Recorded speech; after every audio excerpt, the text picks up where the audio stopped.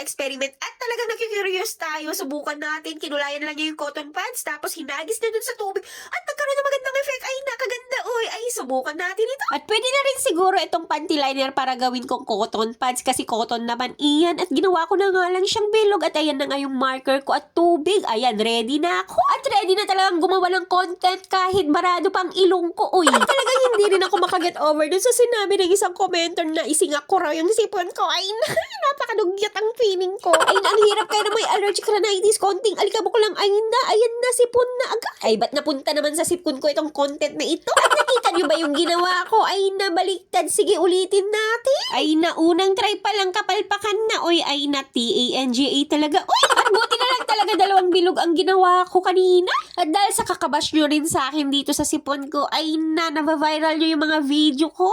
Thank you pa rin. At ito na yung second try at tingnan nyo kung anong nangyari dyan. Ay ganyan lang yung kulay. Ay, ba't ganyan? Walang effect na kagandahan katulad ng napanood ko. Ay ano bang nangyari?